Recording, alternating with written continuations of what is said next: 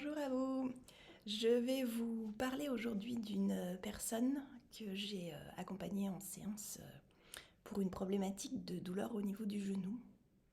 Cette personne, elle est arrivée avec une douleur localisée à l'arrière du genou et elle me disait qu'en fait elle n'arrivait absolument plus à tendre sa jambe, donc à chaque fois qu'elle tendait sa jambe c'était très douloureux, et elle n'arrivait plus non plus à plier complètement sa jambe, donc les positions à genoux et accroupie étaient vraiment très compliquées et du coup elle ne pouvait plus les faire, elle avait la sensation vraiment que son genou bloquait dans ces positions-là. Alors qu'est-ce qu'on a pu faire, qu'est-ce qu'on a pu aller voir pour cette personne lors de cette séance? Je suis Mylène Trifot, fasciathérapeute et énergéticienne, et je décode en fait les champs énergétiques des personnes pour pouvoir libérer dans leur champ les émotions, les croyances, les schémas inconscients qui viennent bloquer en fait et qui viennent engrammer et provoquer des symptômes physiques. Pour cette personne, en l'occurrence, il se trouve que dans son champ énergétique, on a retrouvé de l'obstination. Alors au début, quand je lui ai parlé d'obstination, elle me dit mais non, en fait je suis très ouverte d'esprit, je change assez facilement, c'est pas du tout mon caractère.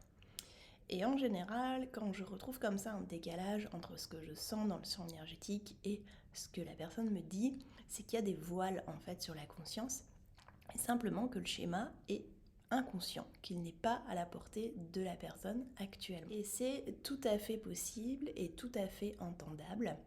Donc je suis allée demander à la personne, je suis allée voir en fait la symbolique, je suis allée voir un petit peu ce que représentait cette douleur au genou, et j'avais la sensation que cette personne, elle était elle s'obstinait en fait à poser son pied, à poser sa jambe toujours de la même manière au même endroit.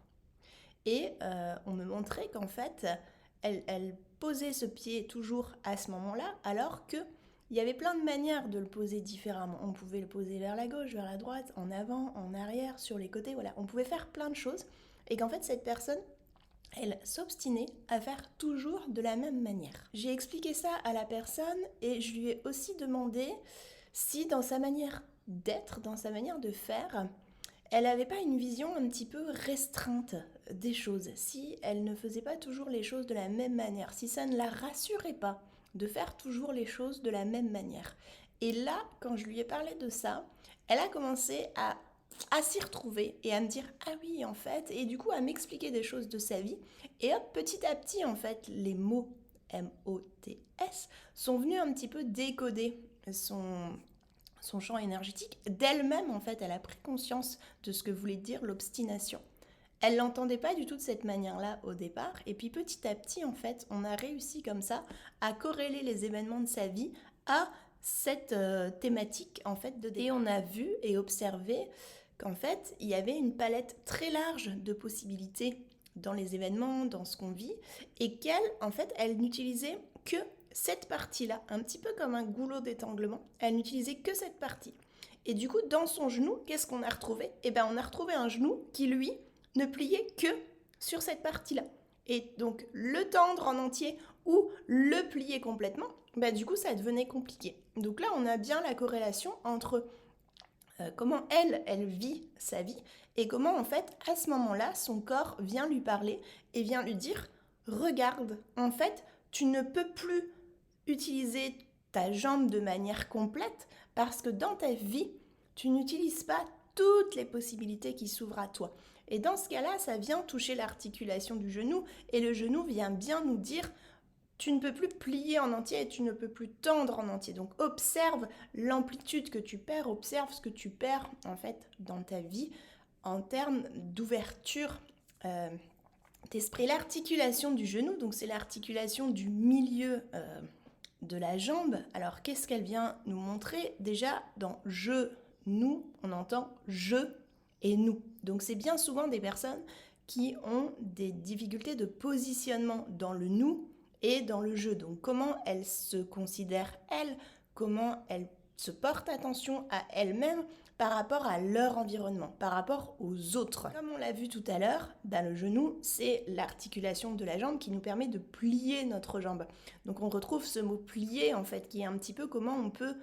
Vous voyez, quand on évoque le mot obstination, on a quelque chose de très rigide, de très droit. Et quand on a le mot plier, on a quelque chose de plus souple, Donc là, c'était vraiment la symbolique, comment cette personne va pouvoir s'assouplir dans sa vie et va pouvoir ouvrir son angle de vue, ouvrir son champ de possibles pour peu à peu sortir de ces schémas inconscients qui la gouvernent, sortir de son goulot d'étranglement pour pouvoir aller ouvrir et vivre de manière beaucoup plus harmonieuse et plus sereine en lien avec qui elle est vraiment. Donc là, la personne, elle avait ça depuis quelques semaines, donc c'était vraiment une douleur aiguë. Donc tout de suite, en levant le blocage énergétique, en allant libérer en fait ce schéma inconscient, en faisant remonter justement à sa conscience ça et en mettant en place des actions concrètes dans sa vie pour qu'elle puisse modifier un petit peu sa manière de fonctionner, tout de suite, en fait, la douleur au genou s'est libérée et elle est sortie en ayant une amplitude complète au niveau du genou. Sur des douleurs plus chroniques qui se sont installées depuis un petit moment, on n'a pas toujours un résultat immédiat de cette manière parce qu'en fait, qu'est-ce qui s'est passé ? Il s'est accumulé des couches émotionnelles, des couches de schémas et comme le corps a donné un premier signal d'alarme et qu'on ne l'a pas forcément toujours écouté, qu'est-ce qu'il a fait ? Il a sonné de plus en plus fort. Et du coup, les couches se sont rajoutées. Donc, dans le cadre de douleurs chroniques, il va peut-être